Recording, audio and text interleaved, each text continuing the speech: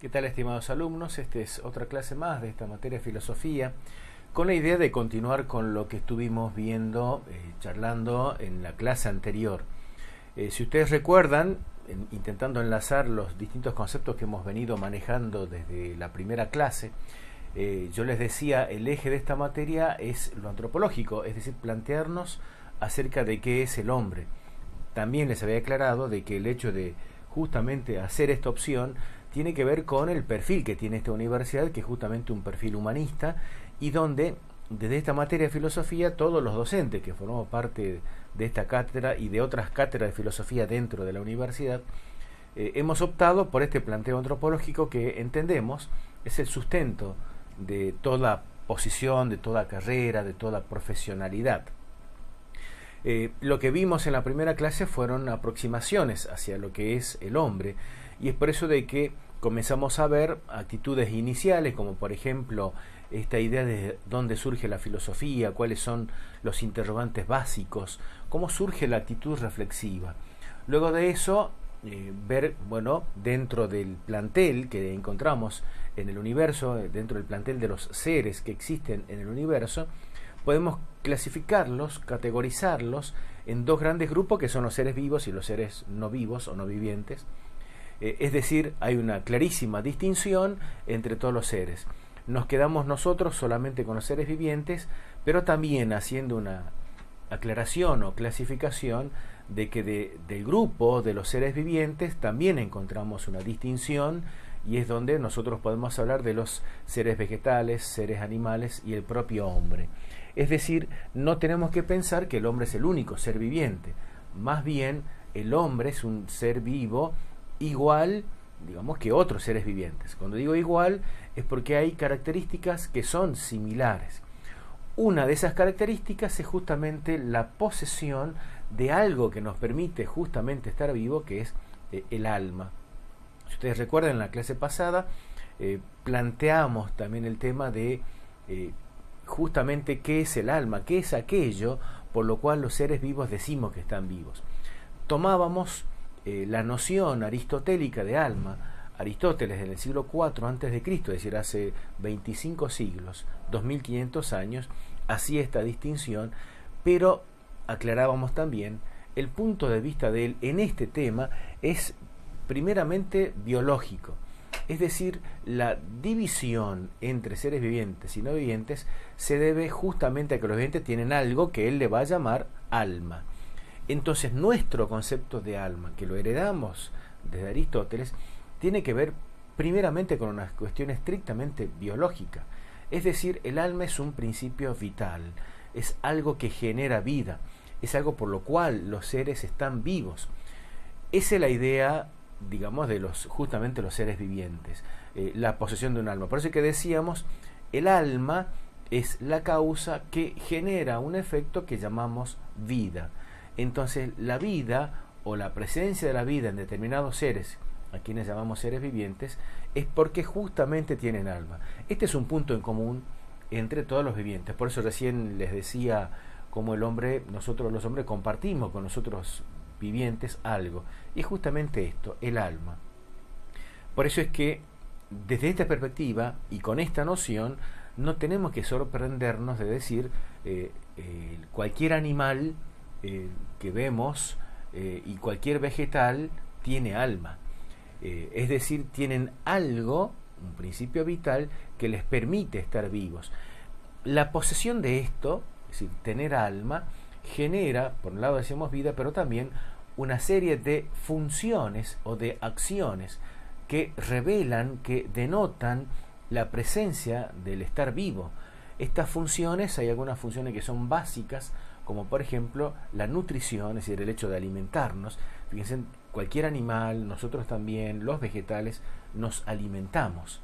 Ya sea conscientemente, nosotros podemos decidir qué queremos comer o a qué hora queremos comer, o instintivamente, caso del animal, siente hambre y busca justamente cómo satisfacer ese deseo de nutrirse, y la planta también, con con un agregado de que no puede movilizarse para ir a algún lugar donde hay alimento.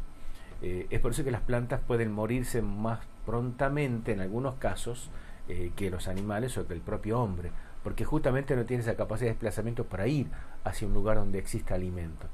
Pero lo común, decíamos entonces, es la posesión del alma. Luego, esta relación dual alma-vida genera también otra relación que es justamente entre el alma y el cuerpo. Lo que veíamos en la clase pasada enunciado bajo el nombre de problema psicofísico tiene que ver con esto. Entonces, dejamos de lado la relación alma-vida, ahora entramos a la relación alma-cuerpo, que es un problema antiguo también. Así como recién decía, ¿cuál es la relación entre el alma y la vida? La pregunta ahora sería, ¿cuál es la relación entre el alma y el cuerpo? Uno es más importante que el otro, uno depende del otro. Es decir, ya estamos y nos hemos quedado con el grupo de los vivientes con esta idea de que el alma genera vida. Ahora bien, teniendo presente los seres vivientes, los vegetales, los animales, el propio hombre, ¿cómo se da esta relación? Eso es lo que, digamos, encara el denominado, el llamado problema psicofísico. Es decir, ¿cuál es la relación entre lo psico, es decir, la psiquis, el alma, y lo físico, el cuerpo? Ese es el planteo del problema. Y decíamos, esto se resuelve hay tres aportes de solución: el materialismo, el dualismo y el ilemorfismo. Cada uno asume una posición distinta en el hecho de pretender esta resolución, donde el dualismo dirá, sí, hay dos elementos, el alma y el cuerpo, pero en rigor propiamente el cuerpo, la materia, el dualismo, el alma es la más importante, con distintos matices, porque no es lo mismo el dualismo platónico, es decir, el dualismo que realiza Platón, que el dualismo cartesiano, ya en el siglo XVI-XVII, es decir, mucho después, y que el problema dual actual, contemporáneo, en la relación mente-cerebro, es decir, ¿cuál es más importante? Platón sostenía que era el alma.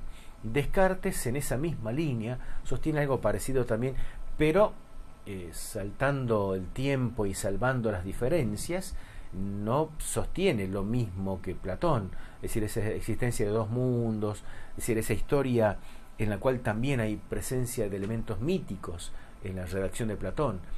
Para Descartes, coincide en el hecho de decir, hay algo que es más importante, que justamente decir que el hombre es una sustancia pensante, por lo tanto lo importante es justamente el alma.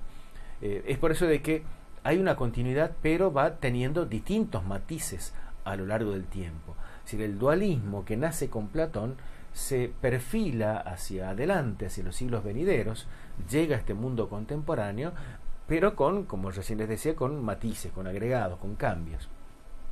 Esa es una respuesta. Otra respuesta, la que surge desde el materialismo, justamente polarizando, diciendo el hombre es solamente y puramente materia. No hay otra realidad que podamos considerar que no sea la materia. Y otra posición, que es el ilemorfismo, que nace también con Aristóteles, en la cual el planteo va a ser todo ser vivo, y particularmente lo que nos interesa a nosotros, el hombre, es un ser en el cual están unidos el alma y el cuerpo. Entonces, frente a este problema psicofísico, la respuesta va a ser totalmente distinta, diferente.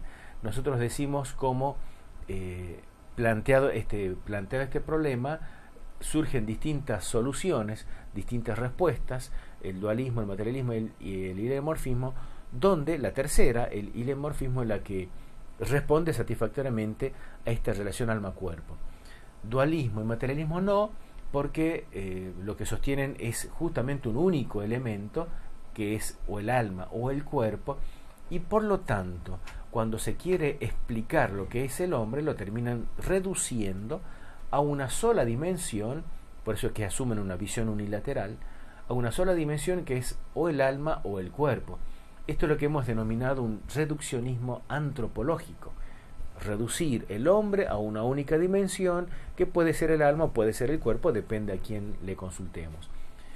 Hasta ahí es un poco lo que hemos visto también.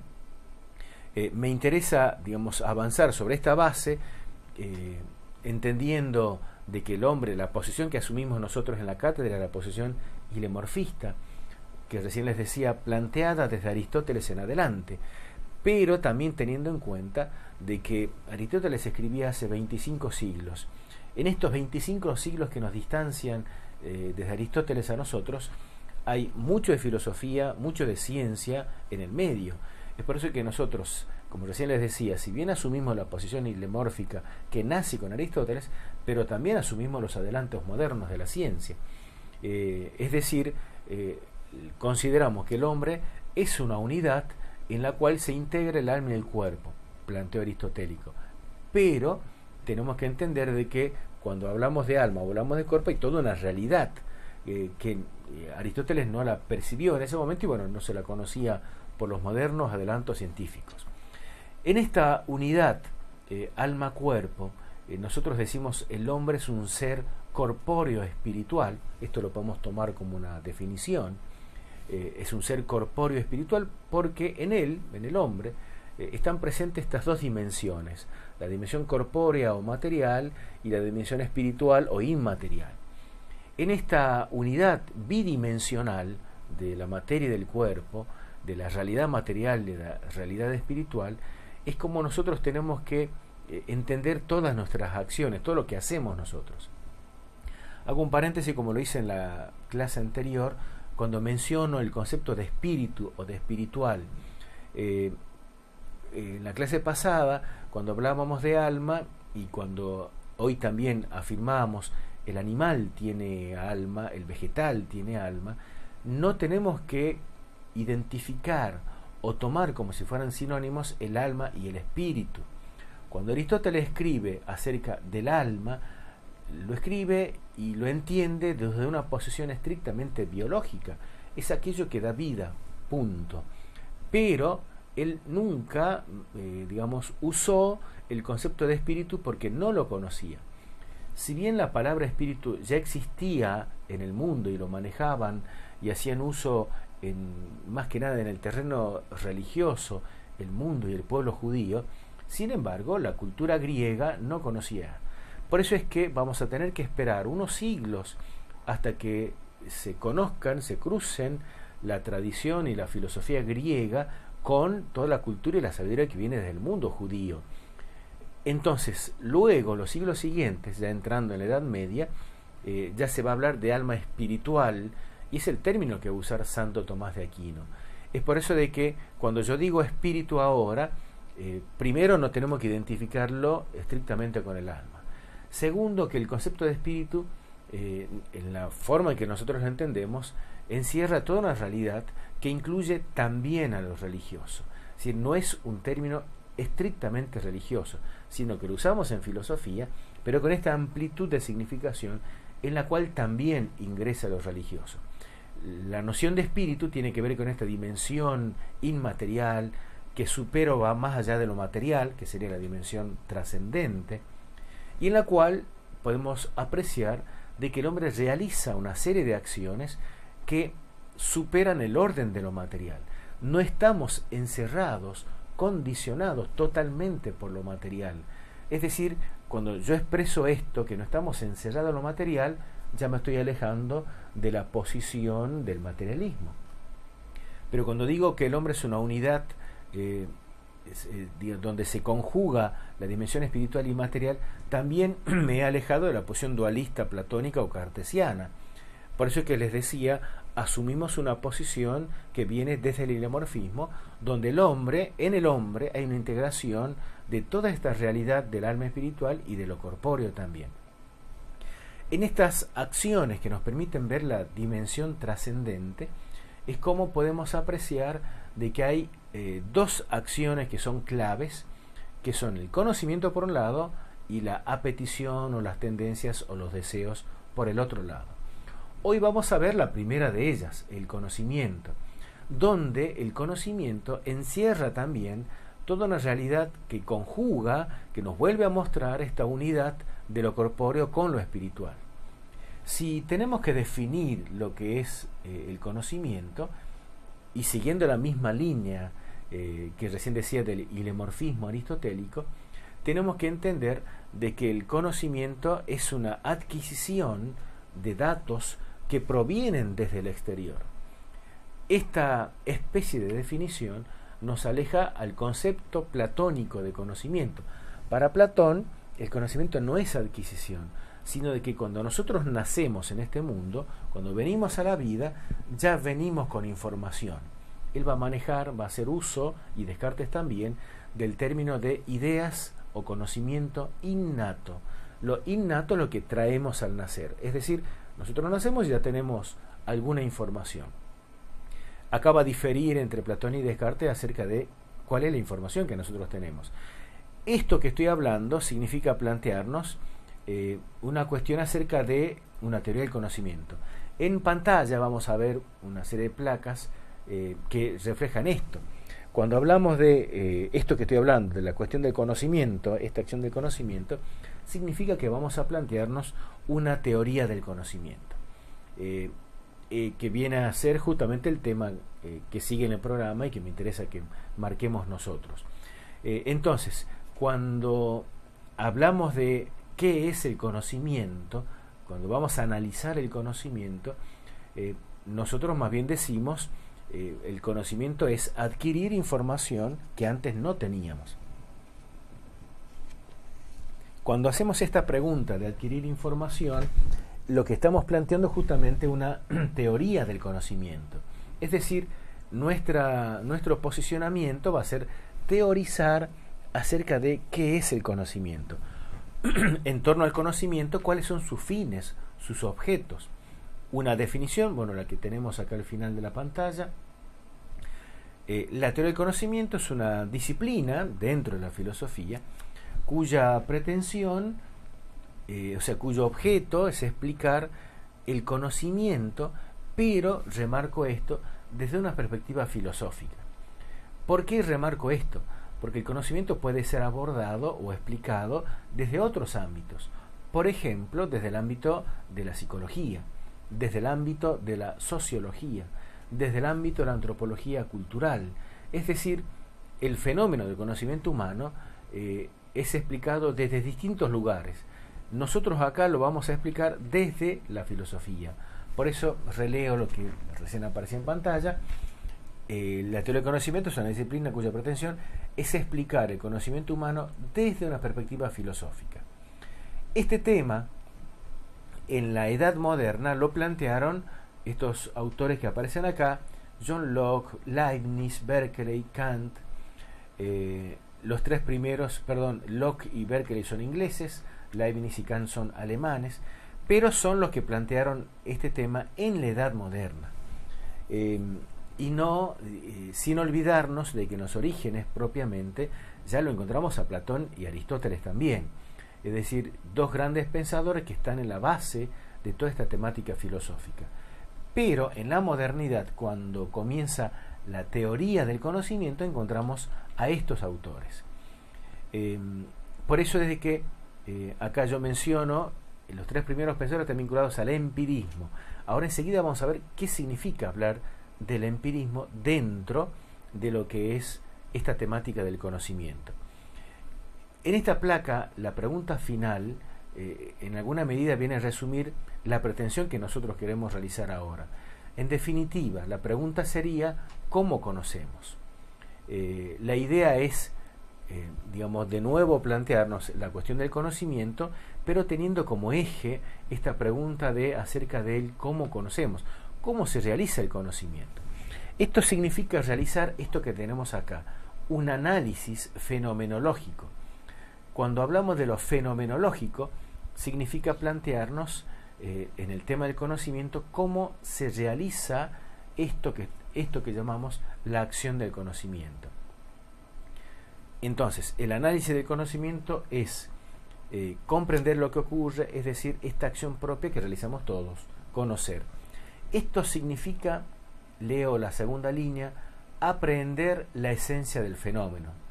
Esta palabra aprehender no está mal escrita, sino de que en filosofía nosotros manejamos este concepto que es la aprehensión o el aprehender. El aprehender con H intermedia, una definición rápida, es la captación intelectual. Una cosa es el aprendizaje, por ejemplo, motriz, el aprendizaje también intelectual, donde yo leo algo, pero cuando lo internalizo, lo capto, lo comprendo, ahí es cuando llamamos la aprehensión. Si de pronto yo puedo repetir de memoria muchas cosas, pero eso no necesariamente significa decir que lo he comprendido, simplemente lo estoy repitiendo. Entonces la repetición es un acto memorístico, es decir, tengo una buena memoria. Ahora, entender lo que estoy repitiendo, haber comprendido el significado de los conceptos y de toda la expresión, es justamente lo que en filosofía se llama la aprehensión. Entonces lo que vamos a hacer ahora es analizar el fenómeno del conocimiento para tratar de aprehenderlo, es decir, captar lo que significa, entender lo que significa esta acción de conocimiento. Finalizando esta placa, lo que está al medio hacia el final, en este fenómeno intervienen dos elementos. Por un lado, el sujeto cognoscente. Esta palabra cognoscente significa que realiza la acción del conocimiento. O lo podemos reducir, como está allí expresado también, el sujeto cognoscente o el sujeto que conoce. Es lo mismo, estamos hablando de lo mismo. Nosotros ahora somos sujetos cognoscentes porque estamos en acción de conocer. Ese es uno de los elementos. Y luego el otro elemento es lo que nosotros vamos a conocer, el objeto que va a ser conocido. Entonces, por un lado tenemos nosotros, que realizamos la acción del conocimiento y que tiene como destino conocer algo, que es justamente el objeto. Es decir, nosotros vamos a hacer la acción que nos va a enlazar con ese objeto. Y en nosotros se va a formar una imagen de eso que estamos conociendo. Ahí viene este otro elemento, la imagen de lo conocido. Entonces, en principio tenemos a la persona, nosotros, sujeto cognoscente, lo que vamos a conocer, el objeto a ser conocido, y entre los dos se entabla una relación. Yo me dirijo intelectualmente a través de los sentidos para conocer algo, capto esa idea, capto esa cosa, percibo eso, me apropio en alguna medida de eso y luego lo traigo hacia mí y se forma dentro de mi interior una imagen. Ahora bien, esa imagen de lo que yo he conocido, ¿hasta qué punto es verdadera? Porque el tema es, nosotros podemos ver algo a través de los sentidos, vamos caminando por la calle y allí ejercemos una acción de conocimiento sensible porque intervienen los sentidos. La vista, estamos viendo cosas, el oído, escuchamos un sinfín de cosas, también podemos hablar, de pronto podemos comer algo mientras vamos caminando, acción gustativa, es decir, vamos percibiendo infinidad de cosas. Eso significa decir, al ir percibiendo, vamos conociendo a través de los sentidos infinidad de cosas. Por otro lado también, yendo a otro ejemplo, cuando estamos estudiando, en la acción del estudio intervienen los sentidos. Yo puedo estar leyendo un libro, conocimiento sensible, visual. Muchos de ustedes estarán viendo este video, acción visual, o sea, conocimiento sensible visual, pero también auditivo, están escuchando. Entonces, estos dos sentidos, la vista y el oído, capturan esa información y la trasladan a nuestro interior. Si yo comprendo todo lo que hemos visto y lo que hemos escuchado, estaremos en la situación que recién decíamos de haber aprehendido, con H intermedia, lo que se ha dicho ahora. Pero por otro lado, una vez que yo he aprendido eso, el tema es todo esto que yo voy conociendo, ¿me proporciona verdad? Esto mismo lo traslado, voy a otro ejemplo, al terreno de la ciencia. El hombre que hace ciencia, el hombre que se dedica a la investigación, en este caso es el sujeto cognoscente, comienza a investigar distintas cosas, es decir, ese es su objeto a ser conocido. En la medida en que va conociendo todo eso, va aprendiendo cosas, va capturando información. Todo eso que él va conociendo, todo eso que él luego va expresando mediante proposiciones teóricas. ¿Cuánto de verdadero tiene eso? Es decir, todo lo que nosotros conocemos a través de los sentidos y a través de la inteligencia, ¿cuánto de verdad nos van proporcionando o dejando? La pregunta ahora sería, pero ¿qué es la verdad? Una definición que no es la única y que inclusive ustedes, si buscan definiciones de verdad, van a encontrar definiciones que pueden ser hasta contrarias a esta que yo estoy proponiendo acá. La verdad es la adecuación de lo pensado con la cosa pensada. O también, otra definición, la verdad es la adecuación de la inteligencia a la realidad o con la realidad. ¿Cuál es la idea de esta definición de verdad? Cuando hablamos de adecuación de lo pensado o de la inteligencia, es que yo, con mi inteligencia, me adecuo a lo que es el objeto que estoy conociendo. Es decir, recién decía, me dirijo hacia el objeto, es la intencionalidad en el conocimiento. Miro algo, lo conozco así como está, lo capturo entre comillas, y luego se forma en mí, dentro de mí, una determinada imagen. Entonces yo me formé una imagen de eso que está ahí. Ahora, esta imagen que yo tengo, esto que se formó, ¿realmente corresponde con lo que he visto? ¿Dice realmente todo lo que yo he visto? Es decir, ¿cuál es la correspondencia que hay entre lo que yo tengo en mi cabeza ahora y lo que he visto justamente por la acción del conocimiento? La verdad tendría que ser que todo lo que yo me he formado en inteligencia representa cabalmente, totalmente, lo que he visto en el objeto que estamos conociendo. Es decir, por eso es que hablamos de adecuación en esta acción de conocimiento. Mi inteligencia captura lo que yo estoy viendo, una lectura que estoy realizando, el trabajo de campo en cualquier área disciplinar que estoy viendo. Es decir, el objeto que yo voy a conocer está ahí, queda quieto. Soy yo el que me movilizo a través de los sentidos y a través de la inteligencia para conocer un determinado objeto. Por eso que en sí mismo la acción de conocer, como leemos en esta tercera línea, es esencialmente verdadera, porque yo voy con mis facultades, sentido e inteligencia, para capturar una determinada información. Obtengo datos y luego se forma con esos datos una determinada imagen en mi interior, en mi inteligencia. Por eso es que la pregunta de la verdad es en alguna medida crucial, en el sentido de que es importantísima para tener que resolver acerca de si lo que yo tengo en mi cabeza, a partir del conocimiento, realmente expresa eso que he estado viendo. Otra pregunta que surge en el análisis fenomenológico del conocimiento es esta que tenemos en pantalla, la posibilidad del conocimiento. Es decir, ¿es posible conocer o hay impedimentos? ¿Todos tenemos la posibilidad de conocer? En torno a eso surgen, acá hay un error, surgen, digamos, estas posturas. En realidad, ustedes fíjense, dicen dos posturas. Las dos posturas extremas son el dogmatismo y el escepticismo. La tercera, el criticismo, surge a partir de las dos primeras.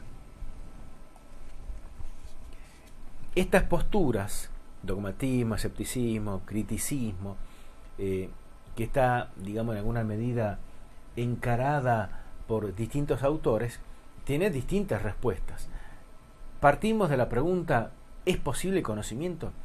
Si nosotros le preguntamos a alguien que sostiene la postura dogmática, nos va a decir, es que no existe el problema del conocimiento. ¿Por qué no existe? Porque en realidad sí se puede conocer. No tenemos que estar planteándonos la posibilidad, es decir, la idea es, en realidad está mal redactado ahí cuando decimos no existe el problema del conocimiento. No existe el problema como tal, pero sí existe el conocimiento. Es decir, la postura dogmática es que se centra y se cierra en la idea de decir no hay que poner ningún inconveniente porque sí es posible conocer, que es diferente a la postura del escepticismo, donde es justamente lo contrario. Se desconfía de la posibilidad de llegar a conocer la verdad con certeza. Es decir, el escéptico, frente a una situación de conocimiento, la expresión sería decir, la verdad no sé si podemos conocer, tengo mis dudas. La posición escéptica duda de toda instancia de conocimiento y por lo tanto suspende el juicio, la aseveración o la afirmación, porque justamente está dudando de que se pueda llegar a conocer. Entonces, frente a esta idea de la posibilidad de conocer, el escéptico justamente, diríamos entre comillas, se frena y dice, no sé si podemos conocer. Por lo tanto, no sé si existe una verdad. En la postura dogmática, justamente como dice que sí es posible conocer, camina hacia la verdad. Que se puede equivocar y afirmar una verdad que luego habrá que corregirla, digamos, no hay inconvenientes, porque él justamente dice sí podemos conocer y por lo tanto sí podemos llegar a la verdad. Que después digamos, bueno, pero se equivocó y la verdad era otra. Bueno, pero justamente afirmó una verdad. Y esa es la posición dogmática, afirma categóricamente. En el escepticismo justamente hay una suspensión del juicio. Y al haber una suspensión del juicio, una suspensión de la afirmación, luego se suspende la posibilidad de decir existe el conocimiento y por lo tanto no sé si existe la verdad. La expresión sería y no sabemos si habrá una verdad, porque justamente estamos suspendiendo todo. La postura crítica o el criticismo es también, dada estas dos situaciones, dudamos, ponemos en tela de juicio, tenemos que revisar. Es decir, no es dogmática porque no afirma categóricamente. No es escéptica porque el escéptico en definitiva no termina afirmando nada. El criticismo dice, bueno, sí, pero revisemos. Es decir, dada esta afirmación teórica, dado este supuesto, esta hipótesis, tenemos que revisarla de nuevo antes de decir una verdad como lo diría el dogmático o antes de suspender el juicio como lo haría el escéptico. Es decir, cuando yo digo pone en tela de juicio, lo que quiero significar es que justamente lo que está diciendo es posible, pero tenemos que revisar todo. Esto en relación a la posibilidad del conocimiento. Otro tema que surge dentro del análisis fenomenológico del conocimiento es el origen del conocimiento. ¿Cómo se origina el conocimiento? Este planteo hunde sus raíces ya en Platón y en Aristóteles. Si nosotros le preguntamos a ellos, tienen su postura, pero que luego, con el tiempo, digamos, se asumió esta postura que es la que tenemos en pantalla. Estas dos corrientes, el racionalismo y el empirismo, son las corrientes más fuertes que surgieron cuando se inició la Edad Moderna. Tengamos en cuenta que la Edad Moderna surge a partir del siglo XV. Y hay dos grandes posiciones en torno a este conocimiento. El problema que emerge en la Edad Moderna fue justamente un problema acerca del conocimiento. Esta pregunta de si, cómo conocemos, si es posible el conocimiento, luego aparecieron esto. Bueno, si es posible el conocimiento, ¿cómo es el conocimiento? La postura racionalista o el racionalismo, que lo desarrolla el francés René o Renato Descartes, él dice, y luego también los siguientes racionalistas van a decir, de que la única vía de conocimiento es a través de la razón o del conocimiento intelectual. En este sentido, y sosteniendo esto, se vincula con justamente la posición que tenía Platón, el énfasis que pone en el conocimiento intelectual. Entonces, la posición racionalista va a decir de que el origen del conocimiento está solamente en la razón. En la posición contraria encontramos a los empiristas. Hace rato habíamos mencionado unos nombres, Locke, Berkeley, ponemos otro nombre más como David Hume. Los empíricos dicen de que la única vía de conocimiento es a través de la experiencia sensible, a través de los sentidos. Entonces, acá nosotros tenemos un problema, y que se planteó justamente en la Edad Moderna. Frente a esta temática de cómo se origina el conocimiento o cómo conocemos, si le planteamos a los racionalistas nos dirán el conocimiento se da por medio de la razón. Los empiristas dirán el conocimiento se da por medio de la experiencia sensible o por medio de los sentidos. Es decir, de pronto la unidad ilemórfica que había sostenido Aristóteles en su momento y Santo Tomás después, de que conocemos por medio de los sentidos y por medio de la inteligencia, en la Edad Moderna se rompe, se divide y tenemos la posición racionalista, solamente la razón, o la posición empirista, solamente los sentidos. Vamos a tener que esperar hasta el siglo XVIII, cuando aparezca el alemán Kant, Immanuel Kant, donde va a generar el criticismo kantiano, es decir, su corriente de pensamiento, y va a intentar solucionar este problema que tenemos acá, si es racionalista o empirista. Y otro tema que surge luego del análisis fenomenológico del conocimiento es plantearnos por la esencia del conocimiento. Cuando hablamos de la esencia significa plantearnos una cuestión medular. ¿Qué es el conocimiento? El conocer es justamente, habíamos dicho hace unos minutos, es adquirir información por medio de los sentidos y por medio de la inteligencia. Cuando decimos adquirir información, quiere decir de que vamos a conocer algo que está fuera nuestro. Y esa es la posición realista, que sostiene hay cosas independientes a la conciencia, es decir, a la conciencia del sujeto cognoscente o del sujeto que conoce. Es decir, porque justamente existen seres fuera nuestro, los podemos conocer, capturar datos por medio de los sentidos de la inteligencia y obtener información. Posición realista. Por otro lado, la posición del idealismo o la posición idealista es que no hay cosas independientes a la conciencia. Entonces ustedes dirán, entonces ¿cómo conocemos? ¿De dónde sacamos información? El idealismo va a sostener de que toda la información que nosotros poseemos, la conciencia o la inteligencia la elabora. Que es un poco la posición que va a asumir Kant, donde justamente el criticismo kantiano, que asume una posición idealista, va a decir todo lo que nosotros tenemos en nuestra conciencia y en nuestro intelecto ha sido creado por el mismo intelecto, en forma independiente a lo que existe afuera. La posición realista dice, porque hay cosas afuera nuestro, todo lo que nos rodea, lo podemos conocer. Y acá viene lo podemos conocer por medio de qué.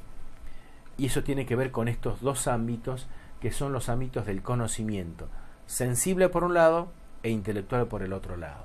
Es decir, el conocimiento humano, dentro de una posición ilemorfista, y el ilemorfismo asume una posición realista, sostiene esto que estamos viendo en pantalla.